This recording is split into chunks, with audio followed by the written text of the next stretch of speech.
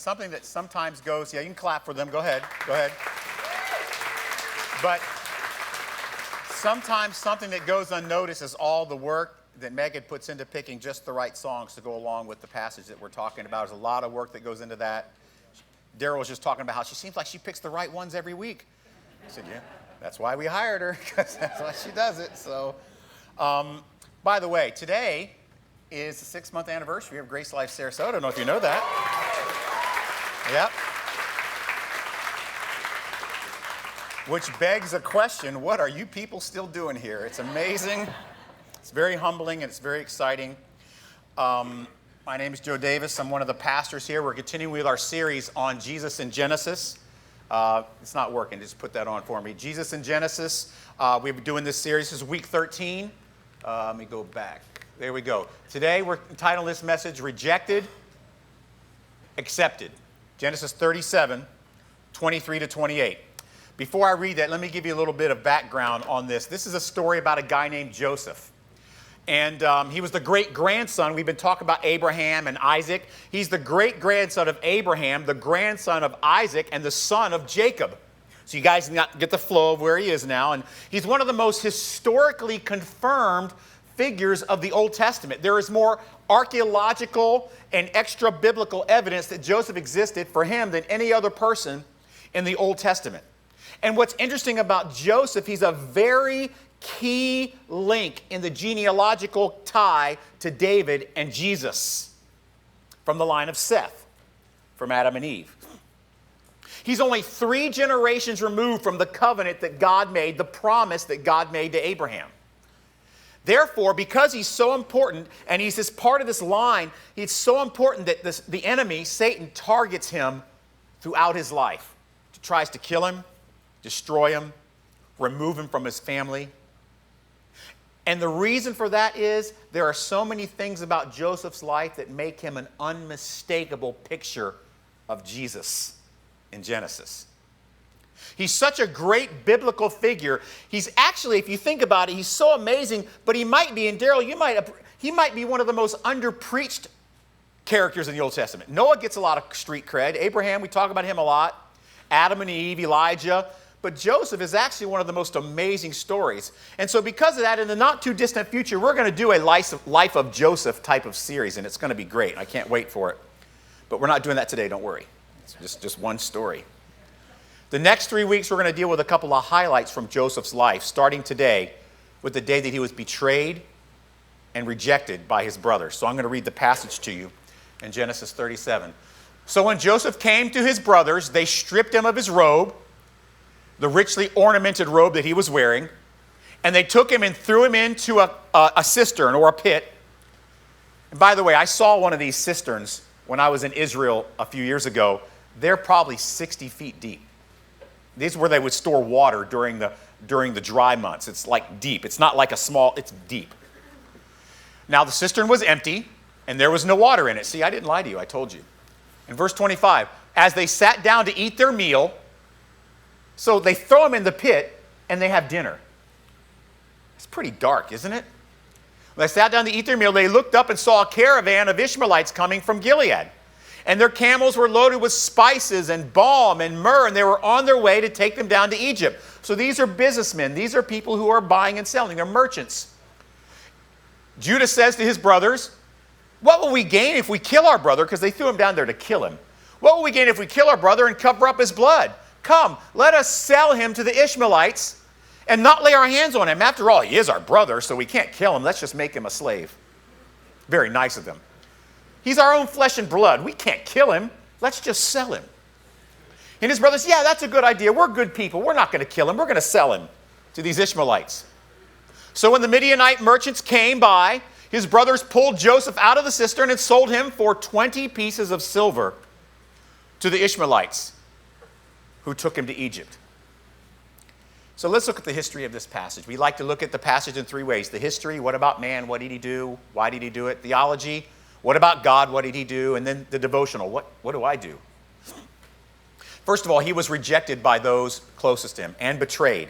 See, there's these jealous brothers. They know that Joseph is special. They know he's important, and they hate him for it. They plot to kill him, but then they decide, because they're good guys, no, we're not going to kill him. We're going to sell him as a slave. Immediately after they cast him into the pit, they're having dinner. While he's down there, guys, what are you doing? What are you doing? Why you throw me down there? Shut up, we're eating. That's really what's going on here. They have no problem with sitting down to a meal after they throw this guy into a big 60-foot pit. The brothers later recall, in the story in the Bible, they later recall how they ignored his cries of mercy from the pit while they were eating. Later on, when Joseph actually has mercy on them, they say, when we threw you in the pit, you were crying for help and we didn't help you. So he was rejected by those closest to him and betrayed, and he's wrongfully accused. There's stories about how he was imprisoned for things that he didn't do because people were mad at him because he was a good man. And they were jealous of his reputation, so they accused him of things, and they got authorities to throw him in prison. And at one point in his life, he's totally abandoned. He's alone, just him and God. He's in jail for stuff he didn't do. His brothers have abandoned him. His brothers have rejected him. His brothers have betrayed him. Where does he turn? Another way it's interesting is he was sold for 20 pieces of silver. Does that sound familiar to anyone? Who else was sold for silver? 30 pieces of silver. Inflation, I guess, but still, 20 pieces of silver. But something else interesting happens with Joseph. He was raised to power to provide mercy. As the story goes, he was a smart man. He was a hard-working man. And later on in his life, he gained favor with Pharaoh. And the scripture says he became number 2 in charge of Egypt, right underneath Pharaoh. He could have been very vengeful. There was a time when his brothers, there was a famine in the land, and his family couldn't eat. They couldn't find anything. And what are we supposed to do? And I know, we'll go to Egypt, and we'll see if we can find food there because there's none here because of this famine and this drought. So they go there. Joseph finds out his family has entered into the city gate, and he says, bring these people to me. And the whole night before, they're waiting, and he's thinking, I can imagine what's going through Joseph's mind, right?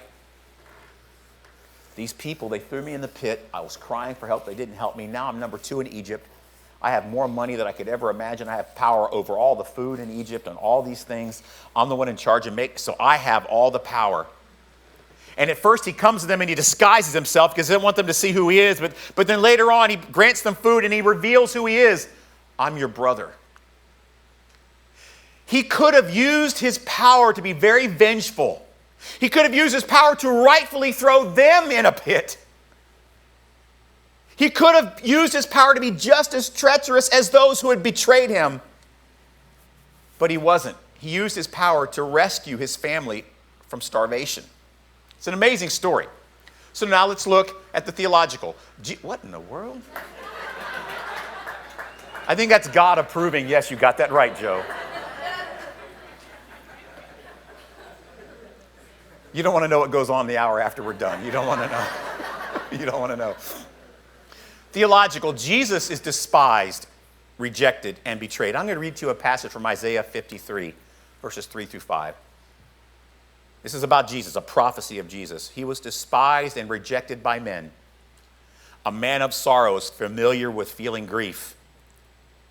And as one from whom men hide their faces, he was despised, and we gave him no value. Surely he bore our griefs, he carried our sorrows, yet we thought of him as stricken and smitten by God and afflicted. But he was pierced for our transgressions, he was crushed for our iniquities. Upon him the chastisement that brought us peace, and with his wounds we are healed. There's very good similarities between Joseph and Jesus on this. Let's look at them. A couple, for example, Jesus was rejected by those closest to him. Did you know his own family, before his disciples, his own family rejected him? In John chapter 7, I'm going to read this. This is Jesus' brothers and sisters. Now the Jews' feast of booths was at hand, so his brothers said to him, why don't you leave and go to Judea, that your disciples also may see the works you are doing? For no one works in secret if he seeks to be known openly. If you do these things, if you really can do these things, why don't you show yourself to the world? For not even his own brothers believed in him. He was rejected by his own family and his own people. Jewish people rejected him later on. He was rejected by his disciples. Peter denied him 3 times, and the rest of them were scared and running and hiding. They didn't want to be associated with Jesus because they would get killed. And so he was rejected by the people he worked and walked and slept and talked with for 3 years and discipled, all those things. He was rejected and betrayed by them. Even his own heavenly Father rejected him when he said, my God, why have you forgotten me?" He was wrongfully accused.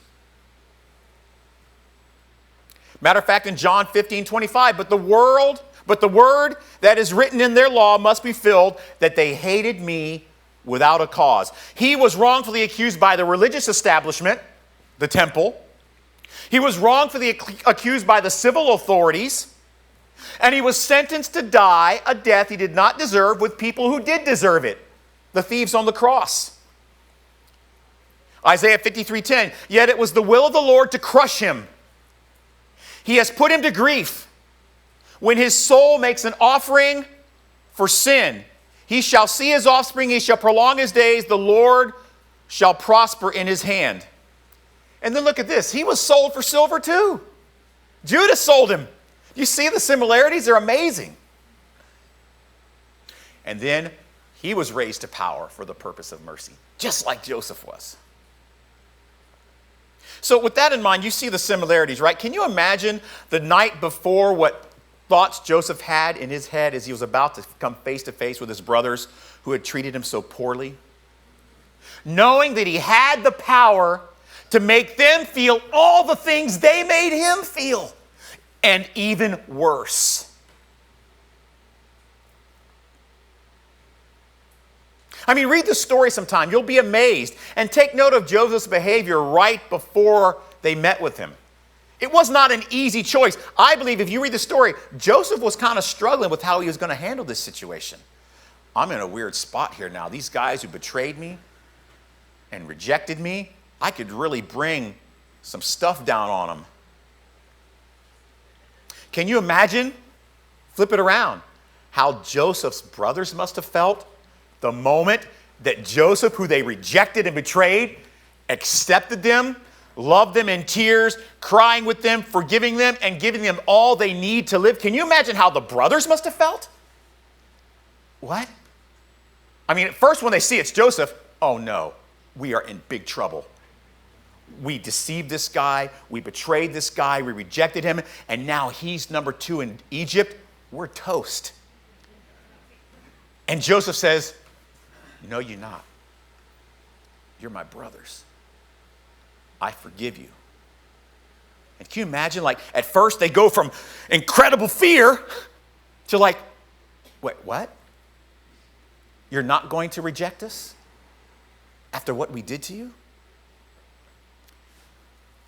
So let's look at the historical part of this, or the devotional part of this. Rejection and betrayal makes acceptance that much sweeter. So we talked about the emotions of Joseph and his brothers. Can you imagine the emotions of Jesus in the midst of being rejected and betrayed by those he wanted to save?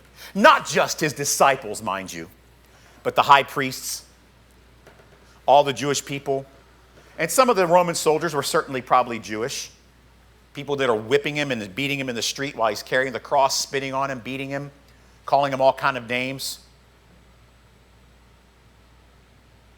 You know, there's different types of rejection that we face. There's rejection of family, right? And when family betrays us, that's painful. Sometimes our friends can betray us or reject us. Sometimes society, for whatever reason, will reject us or betray us. Sometimes we get our rejection in employment when we get fired for not for anything that we've done, but somebody doesn't like us or somebody accuses us of something and the job gets hard. Sometimes we're rejected in sports, like when you're picked last for basketball because you're short and fat and white like me. Sometimes we are rejected through education. Sometimes we're even rejected by church. Rejection and betrayal can come from almost every quarter of your life. There is not one place in your life that is immune from you being betrayed. Whenever there's an opportunity for an interaction or a relationship with a human, there's an opportunity for betrayal. And it really is, quite frankly, almost a gamble every time you enter into these relationships. And it's hard because the stakes are so high. Then there's the sting of rejection. So, you guys have heard me joke a little bit about being fired from churches before, right? Can I just be vulnerable with you this morning? Maybe you'll be a little bit uncomfortable with this. I want to explain to you why those experiences have stuck with me so much. I mean, just like you, just because I'm a pastor doesn't mean that I don't struggle with the pain of rejection that feels like betrayal. Because every time, it's weird that I say that every time I got fired as a pastor, right? Every time I was fired as a pastor, it was a very high level of betrayal for me. Guys, it literally every time, all three, crushed my heart. Was I bitter?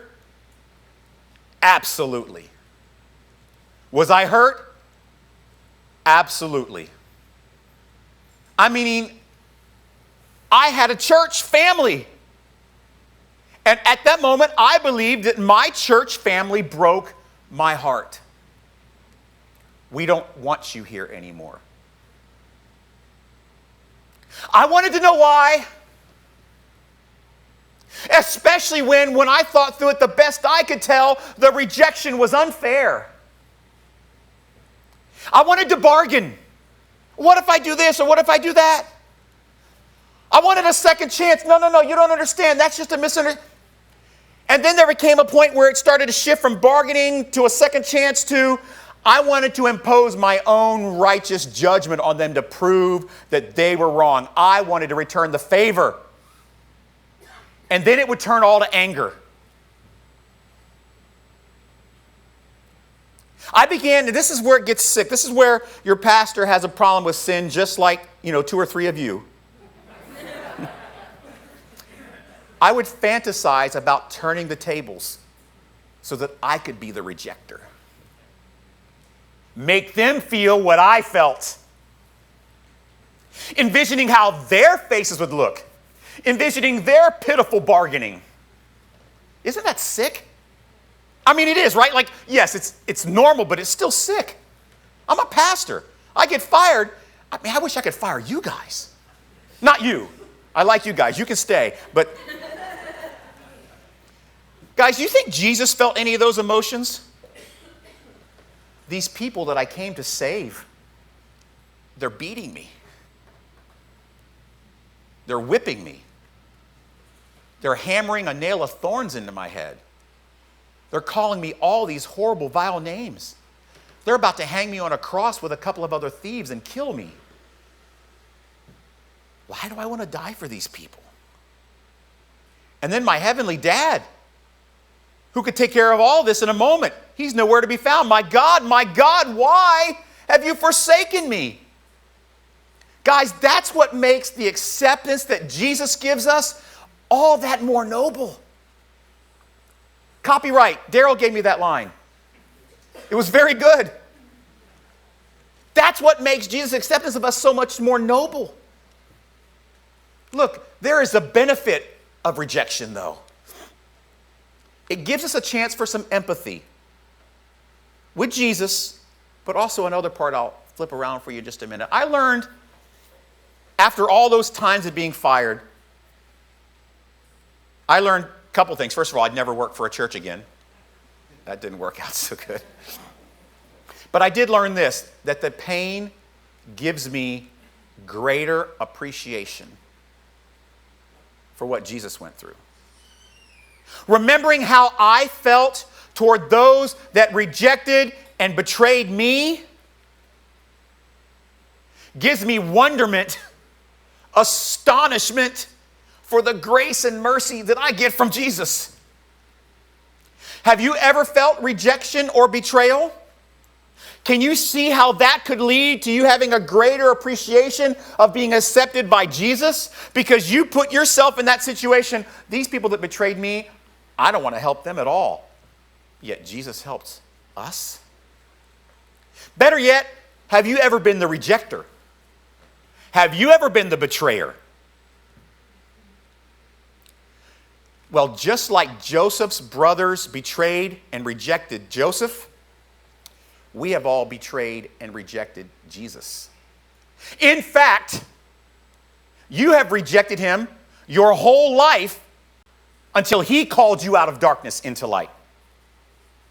You, a rejecter and betrayer, calls you out of darkness by the gift of faith. And we have rejected him and betrayed him with a smirk, some of us. That's silly to believe in that guy. And disdain. I hate the whole Jesus thing. Some of us have rejected him through ambivalence. I don't care. Some of us have rejected him through religious self-reliance. I'm going to do it on my own. Some of us reject him through willful sinfulness. Immorality, addiction, lying, stealing. We reject him by choice. No, I don't want grace and mercy. I want sinfulness and selfishness. Some of us have betrayed him and rejected him simply because we love what the world offers way too much. Our jewelry, our cars, our houses, our money, whatever it is.